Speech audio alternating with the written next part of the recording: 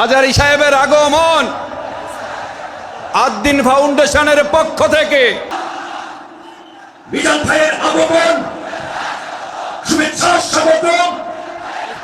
মিজান ভাইয়ের আগমন লিল্লাহে তাকবীর, লিল্লাহে তাকবীর।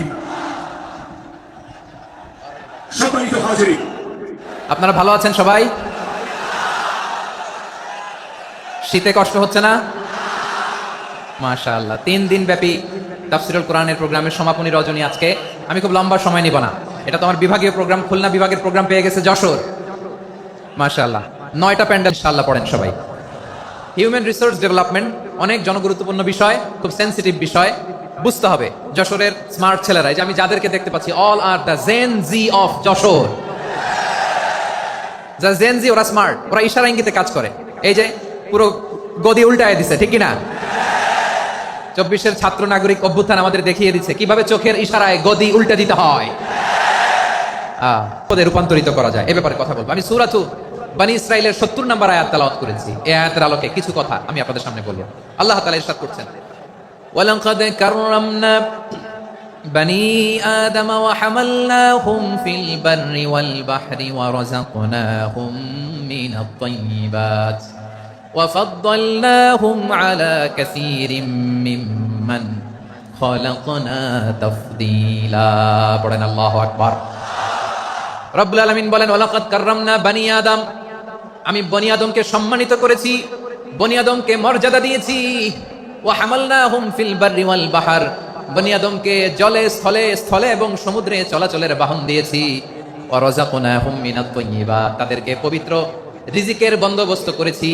ওয়া ফাদ্দালনাহুম আলা কাসীরিম মিম্মান খালাকনা তাফদীলা, আর আমি আল্লাহ যাদেরকে সৃষ্টি করেছি তাদের মধ্য থেকে বনী আদমকে আমি শ্রেষ্ঠ বানিয়েছি। আমরা শ্রেষ্ঠ, আমরা আশরাফুল মাখলুকাত। আমরা কি? এই যে এমনি চিল্লাচিল্লি করে, জিজ্ঞেস করলে বলে না। আমরা আশরাফুল মাখলুকাত, আমরা কি? শ্রেষ্ঠ, সবার চেয়ে সেরা। আমাদের মতো করে আল্লাহ কাউকে বানায় নাই।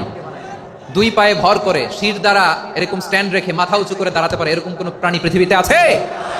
এজন্য আল্লাহ বলেন, ওয়ালাকাদ কাররামনা বনী আদম, আমি বনী আদমকে সম্মানিত করেছি, তাদেরকে আমি মর্যাদা দিয়েছি। তাদেরকে আমি যত মর্যাদা দিয়েছি আমার কোন সৃষ্টিকে এত মর্যাদা দেই নাই। পড়েন সুবহানাল্লাহ। I have dignified the status of the sons of Adam, আদমের সব সন্তানের মর্যাদা আমি বাড়িয়েছি। আল্লাহ এখানে বলেননি ওয়ালাকাদ কাররামনাল মুমিনিন, আমি মুমিনের মর্যাদা বাড়িয়েছি, বলেছেন? আল্লাহ এখানে বলেন নাই ওয়ালাকাদ কাররামনাল মুসলিমিন, আমি মুসলিমের মর্যাদা বাড়িয়েছি। আল্লাহ বলেছেন ওয়ালাকাদ কাররামনা বনী আদম, আমি বনী আদমের সম্মান বাড়িয়েছি। হোক সে মুমিন কিংবা কাফের, মুসলিম কিংবা মুশরিক, আস্তিক কিংবা নাস্তিক, আরব কিংবা অনারব, যেই হোক না কেন, আদম সন্তান সবগুলার মর্যাদা বাড়ায় দিয়েছে কে? সবার মর্যাদা আল্লাহ বাড়িয়েছেন। মানুষ হিসেবে মর্যাদা। বিশ্বনবী সাল্লাল্লাহু আলাইহি ওয়াসাল্লাম ইহুদির লাশ দেখে দাঁড়িয়ে গেলেন। কাল্লাশ, আমার যশোরের ভাইরা আওয়াজ করে বলুন কাল্লাশ। ইহুদির লাশ দেখে দাঁড়ায় গেলেন। সাহাবারা বললেন, ইয়া রাসূলুল্লাহ, আপনি দাঁড়ালেন যে, এটা তো ইহুদির লাশ। বিশ্বনবী বললেন, আওয়ালাইসাত নাফসান, এটা কি মানুষ নয়? এটা হোক ইহুদি হোক খ্রিস্টান, এটা তো মানুষ। আমি মানুষ দেখে দাঁড়িয়েছি। আই স্যালিউট দ্য হিউম্যানিটি, আমি মানবতাকে সম্মান করেছি। পড়েন সুবহানাল্লাহ।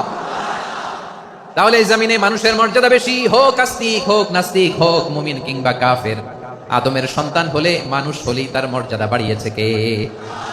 আমার কলিজার টুকরা যশোরের ভাইরা, মানুষের মর্যাদা আল্লাহ এত বাড়িয়েছেন। মানুষ জীবিত থাকলেও যেমনি মর্যাদাবান, মরে গেলেও মর্যাদাবান। সুবহানাল্লাহ পড়েন।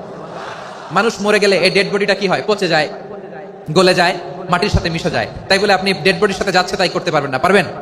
কেউ যদি অন্যায় করে, তাকে যদি আপনি শাস্তির আওতায় আনেন, যা মনে চায় করতে পারবেন না। তারা আগুন দিয়ে পোড়াতে পারবেন না, নাক কাটতে পারবেন না, কান কাটতে পারবেন না, অঙ্গ বিকৃতি করতে পারবেন না। কারণ